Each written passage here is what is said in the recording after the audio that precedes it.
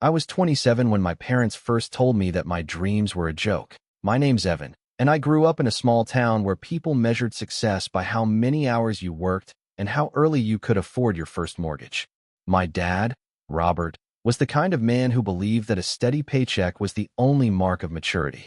My mom, Sandra, spent her days comparing me to my cousins like it was an Olympic sport.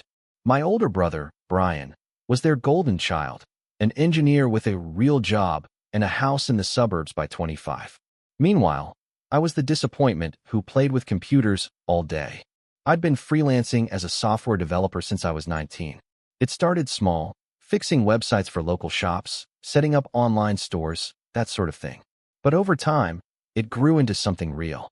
I built apps, managed clients from overseas, and even started a small team. It wasn't glamorous, but I made enough to support myself comfortably. My parents never saw it that way. To them, it wasn't a job if it didn't come with a suit, a manager, and a parking space. I still remember the first time they mocked me openly. It was Thanksgiving, 2 years ago. Brian had just announced that he got promoted to project manager at his firm. My mom's eyes lit up like she'd just been handed a grandchild. "See, Evan," she said, passing me the mashed potatoes. "This is what happens when you choose a real career. Stability, benefits, and respect. You could learn a thing or two." I forced a smile, pretending the words didn't sting. "I'm doing fine, Mom. I have clients. I'm saving up." Dad cut me off, his tone dry. "Clients aren't bosses, son. They can disappear any second.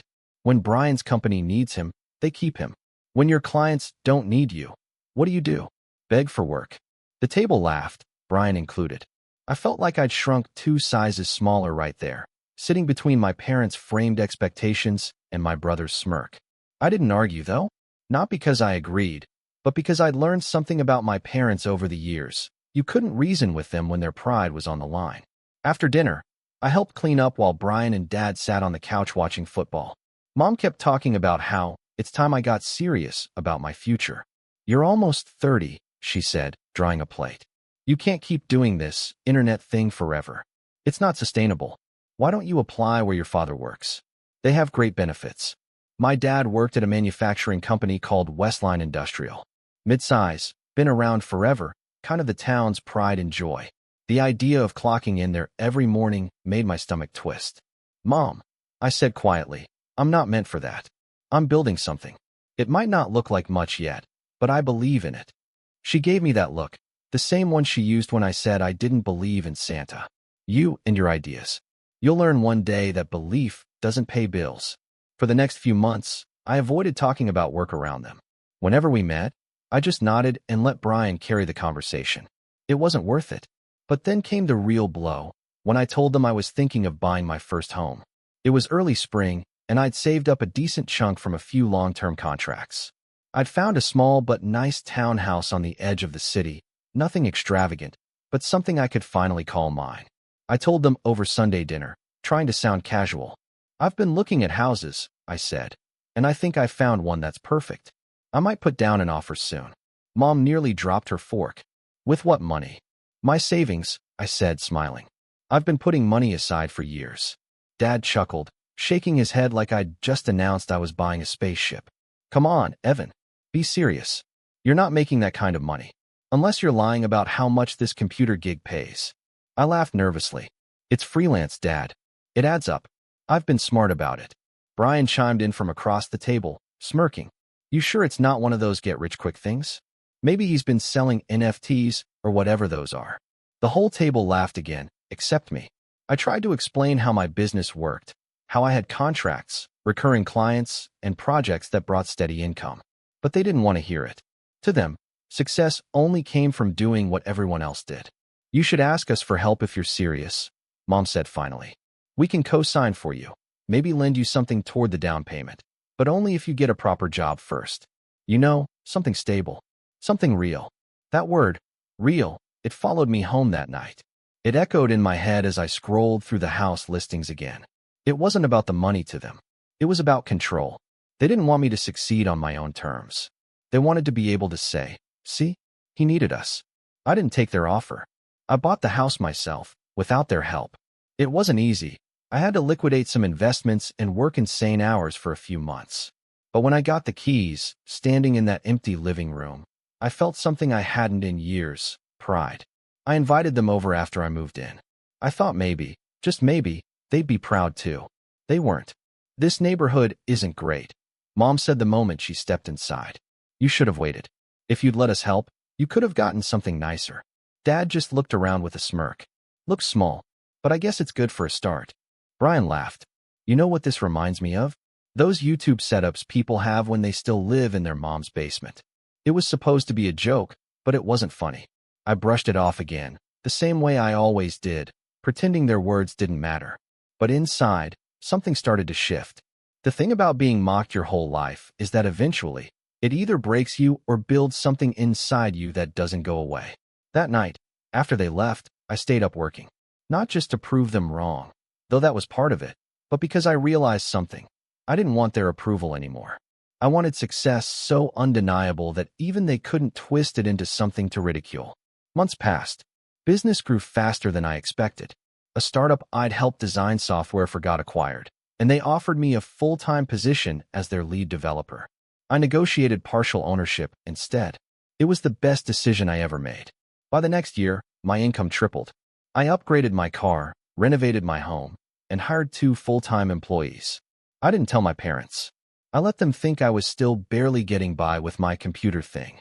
Then, one morning, I got a call that changed everything. It was my dad. His voice was quieter than usual, strained. "Evan," he said, "Westline's downsizing. They're letting a lot of us go."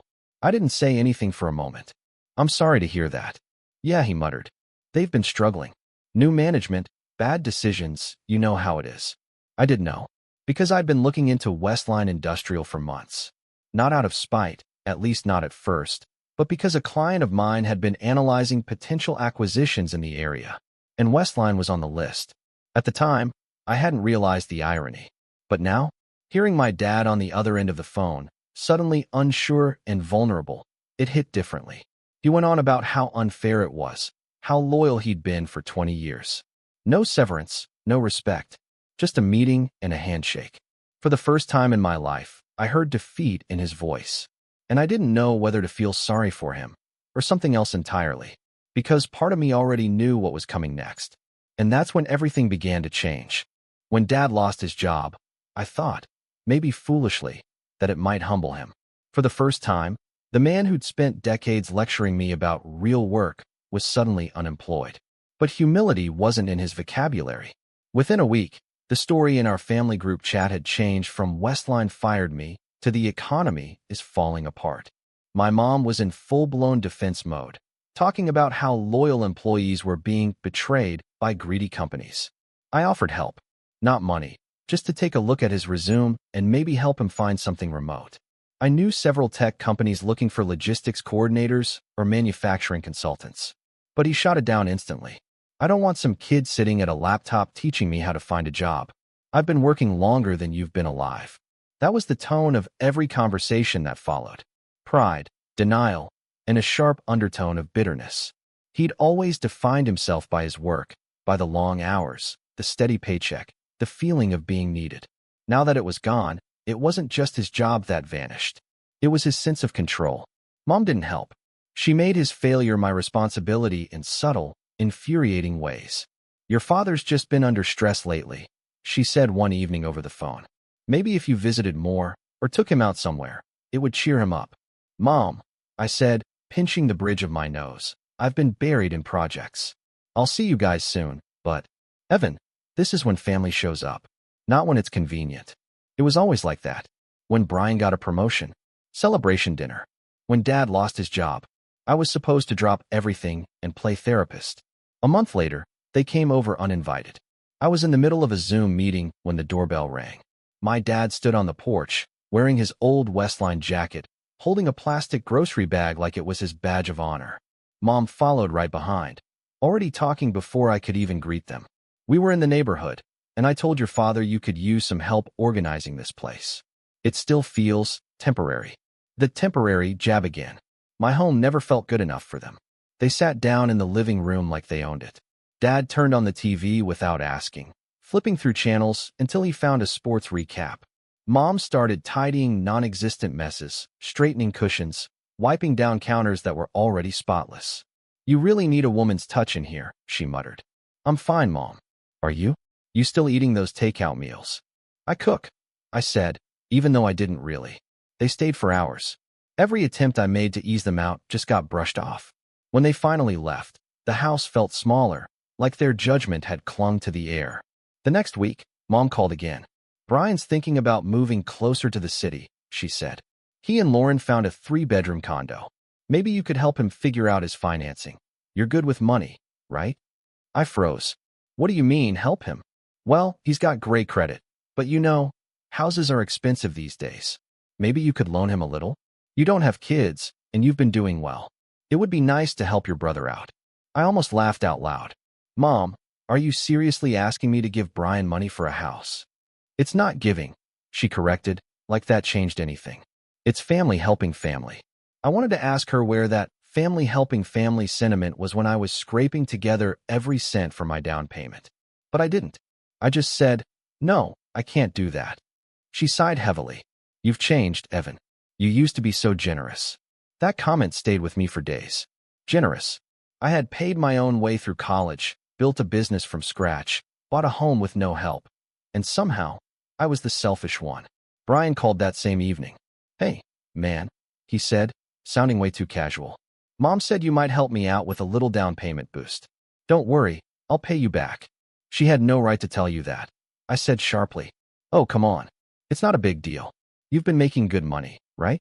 You probably spend more on your computer setup than what I'm asking." "Brian," I said, holding back a rising irritation, "I'm not loaning you money." He was silent for a beat, then laughed. "Wow, guess Mom was right. You really did get full of yourself." That was the first time I hung up on him. After that, I distanced myself. Fewer visits, fewer calls. I focused on my company. Things were accelerating, new contracts, investors interested in expanding. I started hiring locally, building something sustainable. But every time I spoke to my parents, they made it sound like I was still one bad day away from ruin. Dad, meanwhile, couldn't find a new job. Westline's collapse had hit hard. Several companies in the same sector were downsizing too. He spent months looking, which mostly meant sitting at home watching TV and complaining about kids ruining industries. By late summer, things got worse. Mom started hinting that I should help them out a bit. It began small, maybe cover a few bills while your father gets back on his feet. But the tone shifted quickly. One Sunday afternoon, I stopped by their place with groceries, thinking it might lighten the mood. Dad barely looked at me. Mom, on the other hand, went straight for it. "Your father and I have been talking," she said. "We think it's time you stepped up a little." "Stepped up?" I asked. "Yes. Family supports family, Evan. You've been doing so well, and your father's retirement is still years away. It's not fair that he's struggling while you're out there buying gadgets and cars." I set the grocery bag down on the counter and took a slow breath. "Mom, I've offered to help him look for work. I've offered to pay for courses." "We don't want handouts," Dad interrupted, finally looking up. "We just think you should contribute something for a while. Rent, groceries, whatever. It's the right thing to do." "Rent," I repeated, incredulous. "I don't live here." "You grew up here," he said flatly. "We helped you when you needed it. When did you ever help me financially?" He looked away. Mom shot me a warning glare, the kind that meant, "Don't disrespect your father." That was the moment I realized they weren't just asking. They were expecting it. Like it was my obligation to carry them now that their carefully built world had cracked. I didn't argue. I just left the groceries, said I had work to do, and drove home. I didn't speak to them for almost 2 weeks after that. During that time, I threw myself into work. We were negotiating a big partnership deal, something that could double our revenue. And the company we were working with? A small manufacturing firm that had just bought out several struggling plants in the region. One of them used to be part of Westline Industrial. I remember the first time I saw the name pop up in the paperwork. It gave me a strange chill. The plant had been closed for months, its equipment sitting idle, its land undervalued. The acquisition was a steal, and I had a front row seat to it. Around that same time, my parents started calling again. Not to apologize, that would have been too easy, but to update me on Brian's success. He and Lauren had closed on their condo. "We're so proud of him," Mom said, her voice warm in a way it never was when talking about me. He's really doing it right. Planning for the future, building stability. Did you help him financially? I asked, already knowing the answer. Well, we co-signed, she admitted. But it's different with Brian. He's got a family to think about. You'll understand one day. That line, you'll understand one day, made my stomach tighten. It was her way of saying, you don't matter yet. By winter, things reached a breaking point. I got a call from Mom, frantic this time. Evan, your father's upset. He tried calling the union about his severance, and they said the plant's under new ownership. They won't return his calls. He says he's been cheated. Mom, I said slowly. The plant was bought by a private firm. The union probably doesn't handle that anymore. Well, you're the business expert, she snapped. Can't you do something? Maybe talk to them. I almost told her the truth, that I knew exactly who owned it, and that I'd soon have a much bigger role in that ownership myself. But I didn't. Not yet. Something in me wanted to see where this was going first. And where it went was straight downhill. Dad started blaming everyone for his situation, his old boss, the new management, the government, even me. You're part of this new generation ruining everything, he told me during one particularly heated call. Companies don't care about loyalty anymore because kids like you made everything about profit and convenience. I bit my tongue, every muscle in my jaw tight. Dad, I didn't make the economy, I said. You're benefiting from it, he shouted. Sitting there behind a screen, making money off the backs of people who actually build things. I hung up, not out of anger, out of exhaustion. After that, the call stopped. For a while. Then came Christmas. I wasn't planning to go, but Mom called again, her voice trembling just enough to get me there.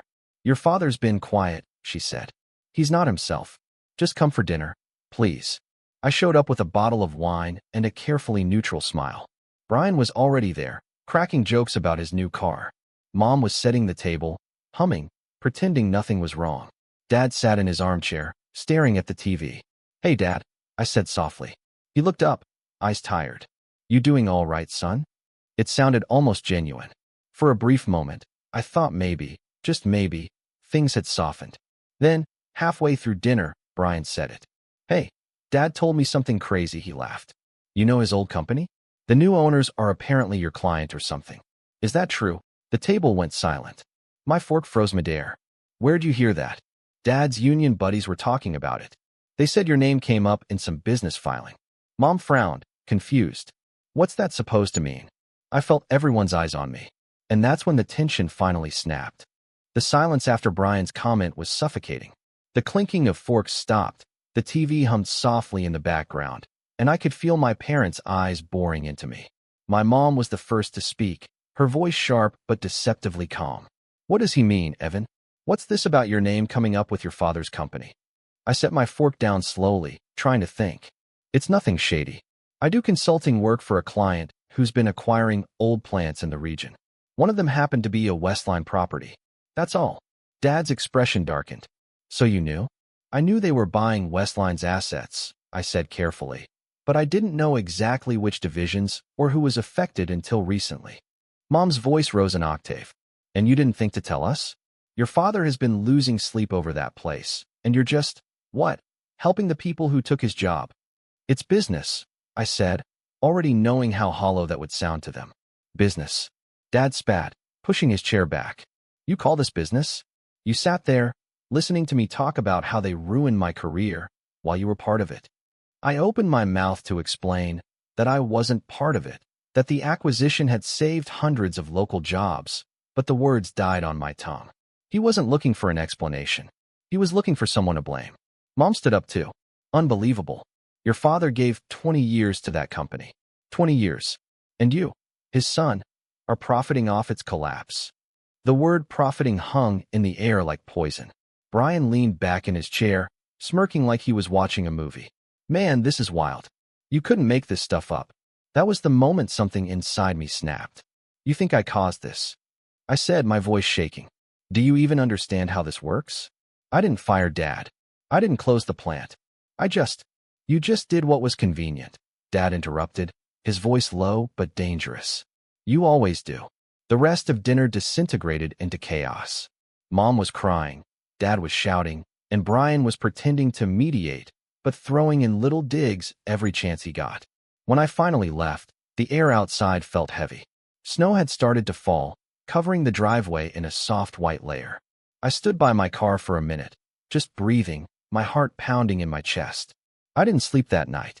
The next morning, I got a text from Mom that simply said, "Your father doesn't want to see you for a while. I think it's best you give him space." Space. That was her polite way of saying you're not welcome here.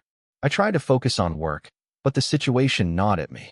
Every time my phone buzzed, I half expected it to be Dad, ready to talk, or at least yell again. But weeks passed, and the silence grew colder. Then one evening, I got a call from a number I didn't recognize. It was from an old contact at the new company, the one that had acquired Westline's assets. "Hey, Evan," he said cautiously. "Just wanted to give you a heads up. There's been some noise from a former employee. Claims about insider deals, favoritism, that kind of thing. Says he has proof." My stomach dropped. "Who?" "Robert Hayes. Ring a bell." I froze. My father's name. For a moment, I couldn't even respond. He's my dad." There was a long pause. "I thought so. Look, man, I don't know what's going on between you two, but he's been emailing people. HR, investors, even journalists. Says his son sold him out and made money off the deal." I felt the blood drain from my face. "You're kidding." "I wish I was. It's not causing damage yet, but if he keeps it up, it could turn ugly. Just thought you should know." When I hung up, I sat in my office chair for a long time, staring at nothing. My own father, accusing me of betraying him publicly. I called Mom immediately. She answered on the third ring, sounding tired. "Evan, please don't start." "Don't start?" "Mom, do you know what Dad's been doing?" She sighed. "He's upset. He feels wronged. You have to understand, that company was his life. Losing it was hard enough. Then finding out his own son had a hand in. I didn't have a hand in it. He knows that. Maybe he doesn't anymore," she said quietly. I pressed my palm against my forehead. "He's contacting journalists, Mom. This isn't just venting. He's spreading lies. Do you have any idea what that could do to me? To my business?" She hesitated. "He's hurting, Evan. Don't make it about you." I almost laughed. "He's trying to ruin me, and you think I'm making it about me? Watch your tone," she snapped. "Your father has been through enough." That was the moment I realized they would never take my side. Not once, not ever. The next few days were chaos. I had to call my company's PR team, prepare statements, and warn investors that someone was making false claims. It never went public, thankfully, but the trust I'd built with some of my partners took a hit. When the dust settled, I drove to my parents' house. I didn't text, didn't call. I just showed up. Mom opened the door, eyes wide. "Evan, what are you?" "Where's Dad?" "In the living room," but I didn't wait. I walked past her, straight into the room. Dad was sitting on the couch, half watching the news. He looked up, and his face hardened instantly. "Why?" I asked. My voice was calm, but my hands were shaking. "Why would you do that?" He turned off the TV and leaned back, arms crossed. "Do what?" "Don't play dumb. You've been contacting people, spreading lies about me. About the company." He didn't deny it. I told them the truth. That my son made a fortune off the same people who threw me out like garbage. "That's not true," I said, my voice rising. "I didn't even know you'd been laid off when the deal went through. You're twisting things because you can't accept what happened." He stood up slowly. "You think you're better than me now? You sit behind that fancy desk of yours, talking about innovation and progress, while real men like me get replaced by machines and spreadsheets. This isn't about that." I snapped. "You lost your job because Westline was mismanaged for years. I had nothing to do with that." He stepped closer, eyes burning. "You could have warned me. You could have done something. But you didn't, because deep down, you liked it. You liked seeing me knock down a peg." I felt something inside me twist painfully. "You actually believe that?" He didn't answer. Mom appeared in the doorway, her voice trembling. "Both of you, please. Stop this." But it was too late. I stared at him. This man who'd once been larger than life, who'd taught me how to ride a bike, who'd drilled discipline and loyalty into my head, and I barely recognized him. "Dad," I said quietly, "you're destroying our family over something that isn't even true." He just shook his head. "No, Evan. You destroyed it the moment you chose money over blood." I left without another word. For weeks after that, we didn't speak. Not on holidays, not on birthdays. My mom texted occasionally, small things like, "Hope you're doing okay," or "Dad's blood pressure has been high lately." I'd reply politely, but keep it short. Then one day, I got a notification a local business journal article had gone live. The headline made my stomach lurch.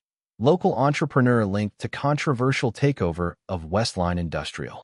The piece wasn't outright defamatory, but it quoted anonymous sources, clearly echoing my father's accusations. The damage was immediate. A few clients paused contracts. My inbox filled with questions from journalists. I felt sick. That night, I sat in my car outside my parents' house for nearly an hour, staring at the dark windows. I thought about knocking, screaming, demanding he fix what he'd broken. But then I remembered something. The look in his eyes that day. The cold certainty. He didn't think he'd done anything wrong. He thought he was getting justice. That was the night something changed in me. The hurt, the guilt, the constant need for their approval. It all began to rot into something else. Something colder. I realized I couldn't fix them. I couldn't make them see the truth. But I could make sure they'd never have the power to hurt me again. And as fate would have it, an opportunity to do exactly that was already in motion, one I hadn't even planned. It came quietly, disguised as a routine business meeting, when one of my partners mentioned a new acquisition proposal. A proposal that involved buying the parent company that now owned all of Westline's remaining assets. And with it, every shred of power my father had ever clung to. Rock bottom doesn't always feel like a crash. Sometimes, it's quiet, like the world just forgets you exist, and all the noise that used to fill your days fades into a long, cold silence. That's what it felt like after that article came out. The piece spread faster than I expected. Local business forums reposted it. A few industry newsletters picked it up, and within days, the story was everywhere in my small corner of the professional world. Local tech founder profits from layoffs. Westline insider turned entrepreneur. The headlines twisted the truth until I barely recognized myself in them. Clients didn't exactly drop me overnight, but they started to distance themselves. Emails became more formal, conversations shorter. A few politely postponed projects. I didn't blame them. Nobody wanted to get caught up in potential PR fallout. The damage was subtle but deep, the kind that bleeds your credibility drop by drop. I tried to fight it at first. I drafted statements, talked to a lawyer, even contacted the journalist who'd written the piece. She said the article was factual and that they had multiple corroborating sources. I didn't need to guess who one of them was. For the first time in years, I couldn't focus on work. I'd sit at my desk, staring at my monitor, cursor blinking over unfinished code. Every idea that once excited me now felt hollow. I'd built my business on trust, reputation, and resilience. And suddenly, all three were slipping through my fingers. The nights were the worst. I'd lie awake replaying every conversation with my father, wondering if there was a version of events that could have gone differently. If I'd said more, explained better, swallowed my pride one more time, would he still have done it? Or was this always how it was going to end? About 2 weeks after the article dropped, I drove to their house again. I didn't even plan it. I just found myself on that familiar street, headlights cutting through the early evening fog. The porch light was on, same old creaky steps leading to the door I'd walked through 1,000 times. Mom opened it, wearing her housecoat, her hair tied up. Her expression shifted instantly, from surprise, to worry, to something colder. "Evan, you shouldn't be here." "I just want to talk," I said quietly. "Your father doesn't want to see you," she said, keeping her voice low, like we were discussing a family secret in church. "Mom, he's ruining my life." Her lips pressed into a thin line. "You did that yourself." The words hit harder than I expected. "You actually believe that?" "I believe your father gave everything to that company. And I believe you took advantage of the situation instead of standing by him." "I didn't take advantage of anyone. I tried to help. I offered him work, advice. He didn't want it." She shook her head. "You always think you're helping when really you're just proving you're better." That was the moment I realized she wasn't just defending him. She resented me too. "Does Brian think that too?" I asked, even though I already knew. Her silence was answer enough. When I finally left, I didn't even make it to the car before the first tear hit. I hated crying. I hadn't done it in years. But something about hearing those words, from the person who was supposed to love you no matter what, broke something in me that I didn't know could still break. The next few months were a blur of damage control. My company survived, barely, but I was bleeding clients. I sold my car, downsized some of my expenses, and laid off one of my 2 full-time employees. I couldn't even tell them the full story. I just said, "We're restructuring." The humiliation was quiet, private, and suffocating. I stopped going out, stopped answering friends' texts. The only messages I got from my family were short updates about Brian's life. Brian got promoted again. Brian and Lauren are expecting. Never once did they ask how I was holding up. I kept expecting some flicker of guilt from them, some acknowledgement, anything, but nothing came. There was one morning that still plays in my head like a broken record. I woke up late, checked my phone, and saw a message from an unknown number. It was a photo of my dad at a local diner with the caption, "Still can't believe what you did to your old man." No name, no context, just that. I sat there staring at it, feeling a strange mix of anger and shame. Even strangers thought they knew the story now. That's when I stopped trying to explain myself. Something shifted inside me. Not like a movie moment where the protagonist suddenly finds their purpose again. More like a slow, heavy realization that no one was coming to save me. I was on my own, just like I'd always been. So I got to work. Quietly, I started rebuilding under the radar. I reached out to old clients personally, not with PR statements or press kits, but real, human conversations. I told them I understood if they wanted to distance themselves, but that my work spoke for itself. Some didn't respond. Some did. A few even came back, slowly. I rebranded my business, renamed it, changed the website, and started fresh. I stopped attaching my face to the brand. Let the results speak, not the headlines. In the meantime, I kept tabs on Westline's new management. The acquisition chain had grown complicated. The parent company, Arden Holdings, had been scooping up smaller manufacturing facilities across the region. They were bleeding cash, trying to modernize too fast. I noticed the cracks before anyone else did. And that's when a small, dangerous thought crept into my head. Maybe there was a way to turn all this pain into something useful. Not revenge, not yet. Just something constructive. But before I could act on it, things somehow got worse. In April, I got a call from my mom out of the blue. I hadn't heard from her in months. Her voice was trembling. "Evan, your father's in the hospital." My heart dropped. "What happened?" "Chest pains. They're running tests." I was already halfway out the door before she finished the sentence. When I got there, she was sitting in the waiting area, eyes red, hands gripping a paper cup of coffee. She looked older than I remembered. "He's stable," she said when she saw me. "They're keeping him overnight." I nodded, my throat tight. When I finally saw him, he looked smaller. The man who'd once seemed carved from stone now looked fragile, almost unfamiliar. Machines beeped softly beside him. He turned his head when I entered. "Didn't expect you to come," he said hoarsely. I stood by the bed, not sure what to say. "You're my dad," I managed. He looked away. "Still." That hurt more than I wanted to admit. "Yeah, still." He didn't respond. We sat in silence for a long time. Eventually, he said, "You know, they offered me a consultant job last month. Some guys from the old plant. Said they'd pay under the table." "That's good," I said cautiously. I turned it down. Didn't feel right, taking scraps. He paused, his voice lowering. "You were right about one thing. That company was already rotting before they fired me." It wasn't an apology, not even close. But it was the first time he'd admitted I was right about anything. I wanted to say something, anything, to bridge the gap between us. But the words wouldn't come. A nurse came in, interrupting the moment. She smiled at me, then turned to him. "You've got a good son here, Mr. Hayes. He's been waiting all day to see you." He just nodded, eyes still on the ceiling. That night, as I drove home from the hospital, I realized something strange. I didn't feel angry anymore. Just tired. The kind of tired that comes after fighting the same battle for too long. When I got home, I sat at my desk and opened a blank document. No emails, no business plan, just a blank page. I started typing ideas, half-formed thoughts, possible moves. It wasn't about proving anything anymore. It was about reclaiming control. If they thought I'd peaked, they were wrong. If they thought I'd fade quietly into nothing, they didn't know me at all. But I also knew I couldn't keep doing things the same way. My old life, chasing validation, seeking approval, was gone. What came next had to be different. The first step was distance.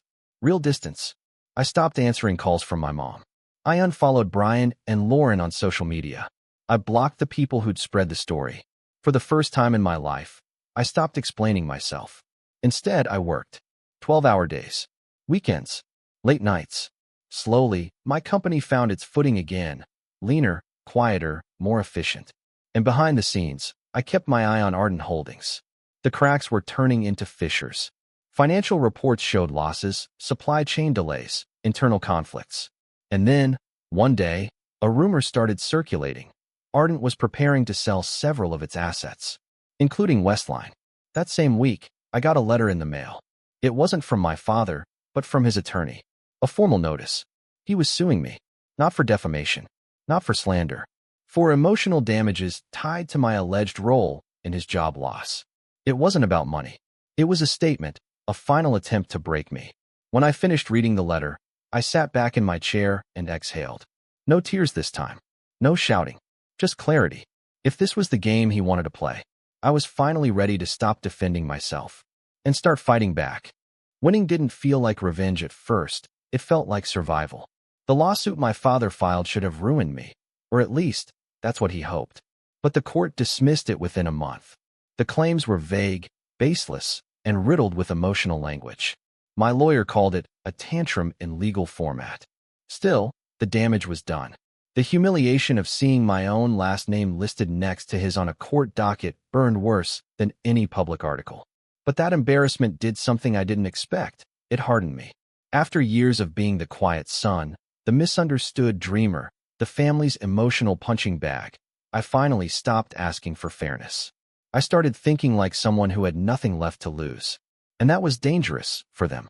My company, rebuilt, renamed, and restructured, was finally taking off again. Slowly, quietly, it started to thrive under my new direction. We pivoted into automation software. Ironically, the same kind of tech that companies like Westline had once dismissed. The irony didn't escape me. I was now helping manufacturers modernize their systems, training AI models to streamline operations, and saving companies millions. I worked 18-hour days, barely sleeping. It wasn't about money anymore. It was about control. Every client I gained, every investor I convinced, every deal I closed, it all added weight to the scale that had once been tipped against me. Then one morning, as I was reviewing contracts, my business partner Mia walked in, holding a printout. "You're not going to believe this," she said. "Ardent Holdings is in trouble." I took the paper from her and scanned the headlines. Ardent faces financial strain after series of failed acquisitions. My heart skipped. I'd been waiting for this without even realizing it. The company that now owned what was left of Westline was falling apart, bleeding money, drowning in debt, and looking for a lifeline. Their leadership had changed 3 times in a year. Employees were leaving. Investors were panicking. "Guess who's looking to sell?" Mia said with a grin. "Westline," I murmured. She nodded. And not just Westline, their parent branch, too. They're restructuring, trying to cut their losses. We could buy in cheap. I looked at her, trying to mask the storm of emotion brewing inside me. "You're serious?" "Completely. I already checked. They're offering shares at a fraction of last year's price." For a long time, I just stared at the report, my thoughts spiraling. Buying into the company that had fired my dad. The same company that had sparked years of pain, humiliation, and betrayal. It was poetic. Too poetic. But I didn't want to do it for symbolism. I wanted to do it because it was smart business. So I said, "Let's make a call." It took months. Negotiations, meetings, investor pitches. I stayed calm, professional, never letting anyone see how personal it was. Mia knew. Of course.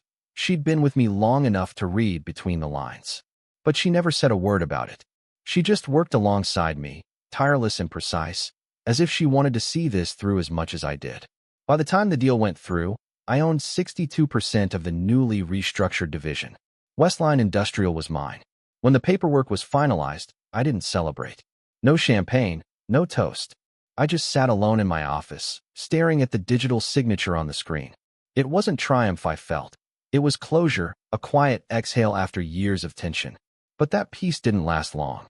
2 weeks later, I got an unexpected call from my mother. "Your father heard a rumor," she said cautiously. "Something about you buying his old company." I didn't say anything. "Evan, tell me it's not true." "It's true." The silence that followed felt like a lifetime. Then she whispered, "Why would you do that?" "Because it was a good investment," I said flatly. "This isn't about business," she snapped. "This is about hurting your father." I closed my eyes, rubbing the bridge of my nose. "No, Mom. He already did that himself." I'm just building something from the pieces he left behind. She didn't call again for months after that. In the meantime, life started changing faster than I could process. My company's valuation doubled. Industry conferences started inviting me to speak. A few investors called me a visionary for seeing value where others saw failure. I wasn't sure if I deserved that label, but I didn't correct them. Money wasn't the intoxicating part. It was the freedom. For the first time, I wasn't answering to anyone. No boss, no parents, no expectations. Just me and the empire I'd quietly built while everyone was busy doubting me. Still, the shadow of my family lingered. I'd see my mom at the grocery store sometimes, pretending not to notice me. Once, she almost said hello, but then Brian appeared beside her, and she turned away. Speaking of Brian, he was thriving, or at least, that's what the family gossip said. New promotion, new baby, new house. He'd stepped comfortably into the role of the good son. But he didn't realize how fragile that illusion was. One day, out of nowhere, I got a text from him. "Brian, heard you're making big moves. Congrats." I stared at it for a while before replying. "Me, thanks. Brian, Dad told me what you did. Bold move. You really bought the company that fired him?" "Me, business is business." "Brian, still, that's cold, man." I didn't respond. There wasn't a point, but I could sense something shifting.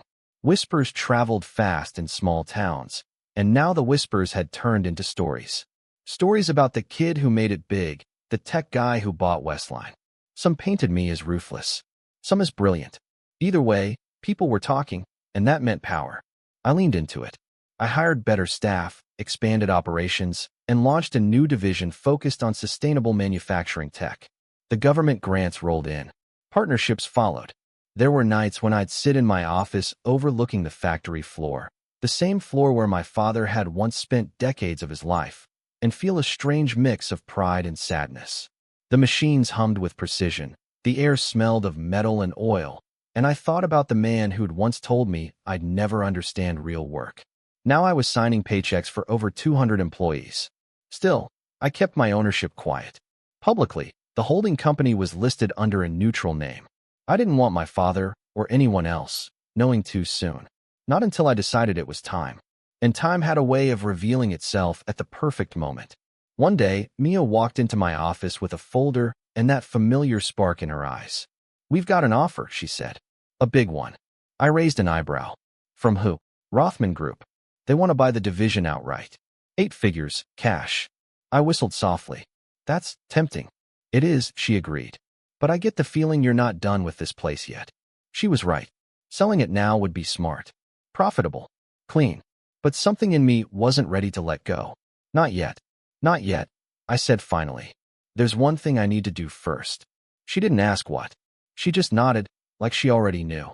Because in truth, I didn't want to sell it until I'd done what my father thought I never could. Until I'd proven, beyond question, that the son he mocked had built something far greater than the legacy he'd worshipped. And ironically, that moment came from him.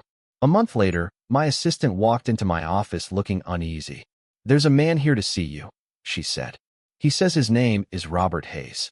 For a few seconds, I couldn't move. "Tell him to wait," I said finally, my voice calm despite the storm rising inside me. Through the glass window of my office, I could see him in the lobby. Older, thinner, wearing a faded jacket and that same proud, weary expression. My father. The man who'd mocked me, disowned me, and tried to destroy me. Standing in the lobby of the company I now owned. He didn't know. Not yet. And in that moment, as I straightened my tie and walked toward the door, I realized I wasn't the same person anymore.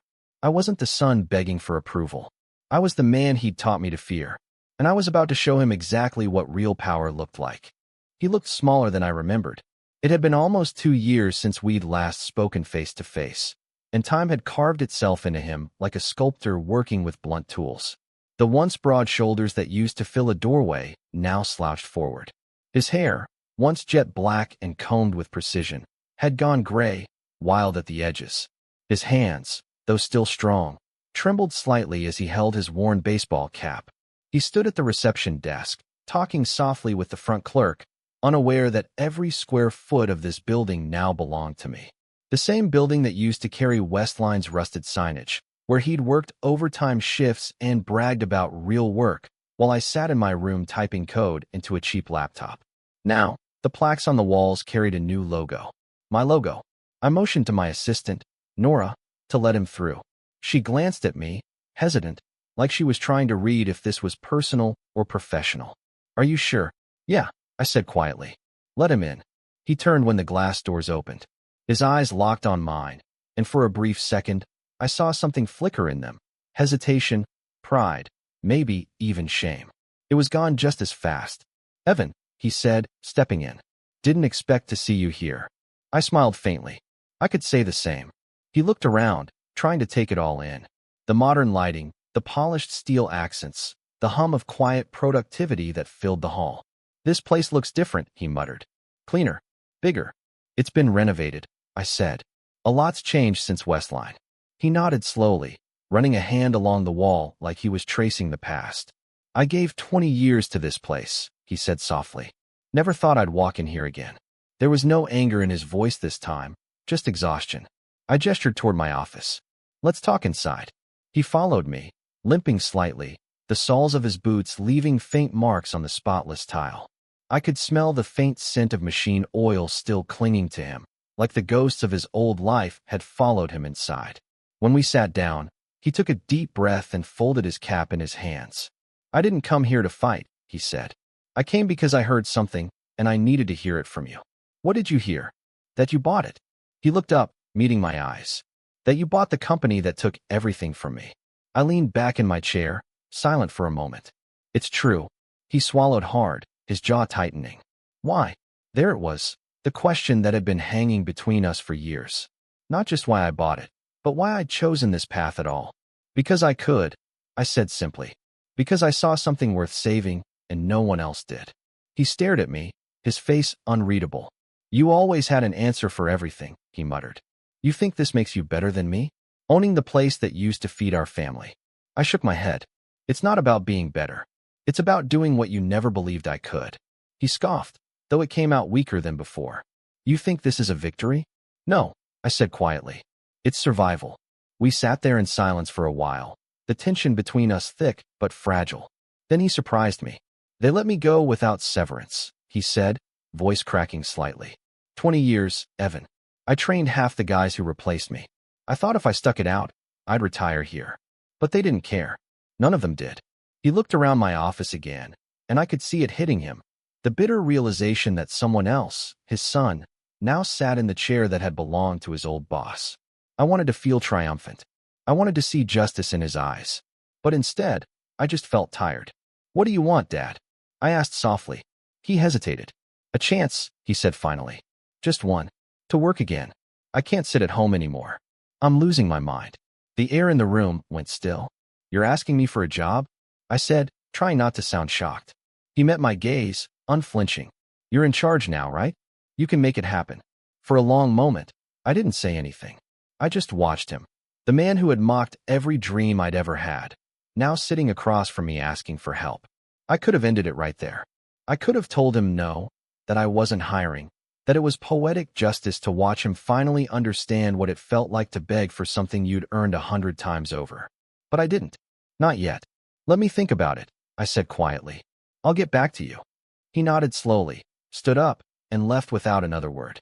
When the door closed behind him, I leaned back in my chair and stared out the window, my reflection faint against the glass. My father had just walked into my office, into my world, and unknowingly handed me the key to his pride. For the first time in years, the balance of power had shifted completely. But if I was going to do this, I needed to be careful. Revenge executed in anger looks sloppy. I wanted precision. Control. That night, I met with Mia over dinner. The restaurant was quiet, dimly lit, the kind of place where people talked about mergers and deals between sips of wine. I told her what had happened. She listened silently, her expression unreadable until I finished. Then she leaned back, folded her arms, and said, You're not thinking of hiring him, are you? I haven't decided, I said. But it could be useful. Useful how? If he comes here, he'll finally see how much the world's changed. How much I've changed. He'll have to live with it every day. She studied me for a moment. That's not revenge, Evan. That's exposure therapy, for both of you. I smirked faintly. Maybe. But sometimes exposure hurts more than punishment. She sighed. Just be careful. You're playing with something personal. And personal gets messy. I know. But what I didn't tell her was that my plan was already forming. Over the next few weeks, I kept tabs on everything about my father, his health, his financial situation, his old connections. I learned he'd burned bridges with most of his former coworkers. He was living on savings, surviving mostly off my mother's part-time job at a local school. And the most ironic part? The town was starting to see me differently. Word had spread that I was hiring again. Good pay, benefits, stable work. People were calling me the man who brought jobs back. The same people who used to whisper about the arrogant tech guy now treated me like a savior. That's when it clicked. The revenge I wanted wasn't about humiliation. It was about perspective. My father had built his identity on the belief that I was a failure. That only his way, hard labor, blind loyalty, hierarchy, was worthy of respect. So what better revenge than to rebuild his world in my image, and then make him live inside it? I made my decision. 2 weeks later, I called him. Dad, I said when he picked up, his voice guarded. About that job, you can start Monday. There was a long pause. You're serious? Yes. Maintenance division. I'll have HR send you the paperwork. He exhaled slowly. Thank you, son. I mean that. You'll be reporting to Rick Taylor, I added. He'll give you your assignments. He frowned. Rick? I trained that kid. He used to fetch my coffee. Well, I said, trying to hide the edge in my voice. He's your supervisor now. He didn't respond, but I could almost hear the sting on the other end of the line. When Monday came, I watched from my office window as he arrived. Early, of course, wearing his old steel-toed boots and that same faded Westline jacket. He walked across the parking lot with that stubborn pride that had defined him all his life. He didn't know that I could see him. He didn't know that every report, every time card, every complaint he filed went straight to my desk. And over the next few weeks, I saw it happen. The small shifts, the pride cracking under pressure, the quiet frustration of taking orders from men half his age. He didn't quit, though. He kept showing up. But each day, he looked a little smaller, a little more uncertain. Then one afternoon, Nora came into my office. Mr. Hayes, she said carefully, your father's asked to see you. I nodded slowly. Send him in. He entered, hat in hand again, face drawn tight. We need to talk, he said. About what? He hesitated. The work. The people. They don't respect me. They treat me like some rookie.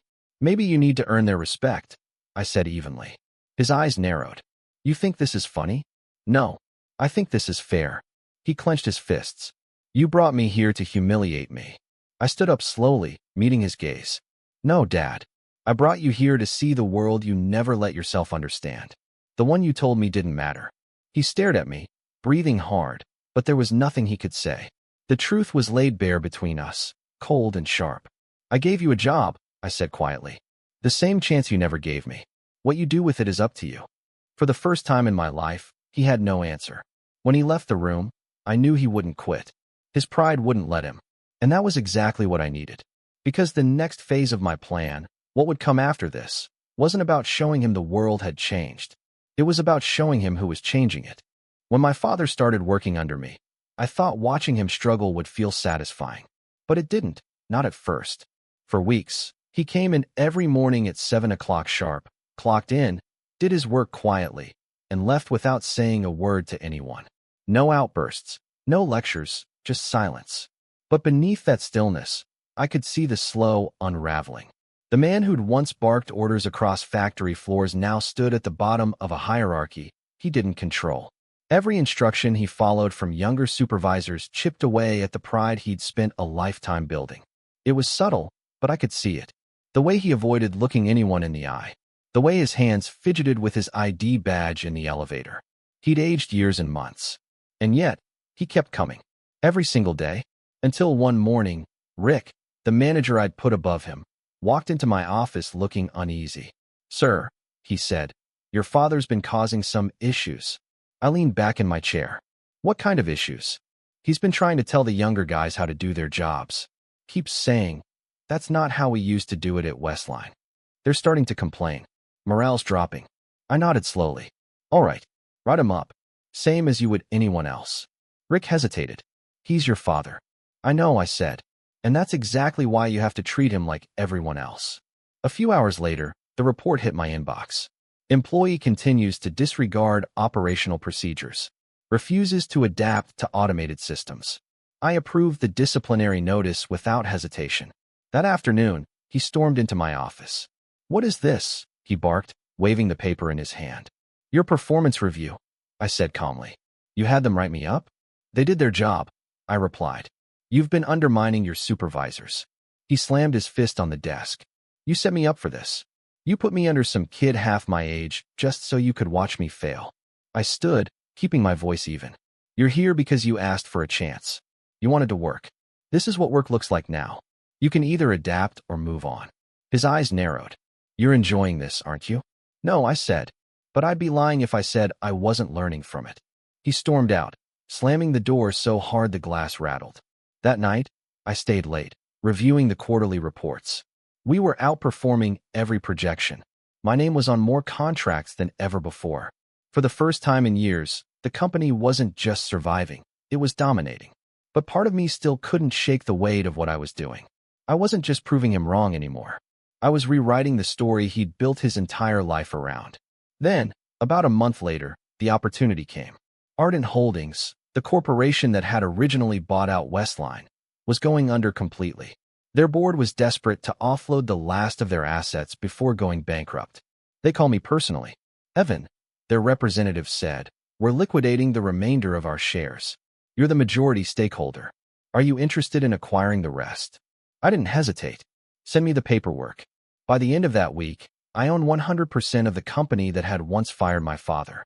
Everything, the machines, the land, the brand name, the patents, all of it. Mine. The irony wasn't lost on anyone. Business news outlets picked up the story. Local entrepreneur completes full buyout of defunct manufacturing giant. Comment sections filled with speculation. Some called it poetic justice. Others called it vengeance. They weren't wrong. When I came into work that Monday, the building felt different. The employees, the energy, everything hummed with the quiet buzz of success. People were proud to be here again. They respected the new systems, the modernization. Except for one man. My father showed up as usual, carrying his lunch in a brown paper bag. But he wasn't on the schedule anymore. HR had already processed the restructuring forms I'd signed the night before.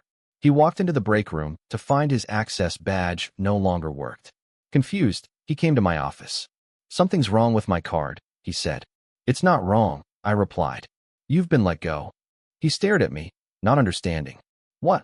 Your position's been eliminated," I said flatly. "We're streamlining operations." "I'm sorry. You can't be serious." "I am." He blinked, like his brain couldn't process the words. "You're firing your own father?" "I'm restructuring the company," I corrected. "And unfortunately, you don't fit into the new model." He stepped forward, his voice breaking. "After everything I did for this place, after everything I did for you, you're throwing me out?" "No," I said. "I'm just doing what you always taught me to do. Take responsibility for my choices." He was trembling now. "This is your revenge, isn't it?" I met his eyes. "No, this is accountability." For a long time, neither of us said anything. He looked at me like he didn't recognize me anymore. Maybe he didn't. Maybe that was the point. Finally, he whispered, "You've turned into something I don't even understand." I stood, walked to the window, and looked out over the factory floor, the machines, the workers, the bright, ordered future humming beneath us. "That's because you never tried to." He left without another word. After he was gone, I sat in silence, waiting for the guilt to come. It didn't. A few weeks passed. My mother called me once, furious. "You humiliated your father," she said. "He hasn't been the same since." "I didn't humiliate him," I said. "He built his whole life around control. I just took it back." "You've lost your soul, Evan," she said coldly. "I don't even know who you are anymore." "Then maybe you never did." I hung up and never heard from her again. News spread quickly through the town. Some people called it ruthless. Others called it justified. But those who'd known my father's arrogance, the ones he'd stepped on during his career, understood. They started telling a different story. Not about a son who sought revenge, but about a man who built something lasting out of what others destroyed. As for Brian, he called once. Said Mom and Dad weren't speaking to each other much. Said Dad was different now, quieter, humbler. He tried to sound concerned. But there was something else in his tone too. Envy. I didn't rub it in. I just told him the truth. If you ever want to build something of your own, don't wait for their approval. It'll never come. He didn't answer. Over the next year, Westline transformed completely. The old sign came down. New facilities went up. We shifted to clean energy manufacturing, partnered with major distributors, and doubled our workforce. People stopped associating the name with failure. It became a symbol of innovation, of rebirth. Sometimes I'd walk the floor at night, when everyone had gone home. The sound of machinery echoing through the halls was oddly comforting. It reminded me of the nights I'd stay up coding in my bedroom, dreaming of a life that didn't exist yet. Now it did, and I'd built it myself. I heard through the grapevine that my father had started doing small repairs around town, fixing machines, volunteering at a local shop. People said he'd mellowed, that he'd stopped talking about the good old days. Maybe he finally learned something, but I didn't need to see it. I'd already gotten my closure. Because revenge wasn't the moment I fired him. It wasn't the silence from my mother, or the envy in Brian's voice, or even the wealth I'd built. Revenge was walking through those factory halls, once his kingdom, now mine, and realizing that I no longer needed their approval, their validation, or their belief. I had taken everything they said was impossible and made it inevitable. The day I signed the final paperwork closing the Westline chapter for good, I walked out of the building, stood by my car, and looked up at the empty spot where the old company logo had once hung. For years, I'd chased their acceptance. Now, all that remained was peace. As I turned the key in the ignition, I caught my reflection in the window. Older, sharper, but calm. My father once told me, a man without a real job doesn't build anything. He was wrong. I built everything.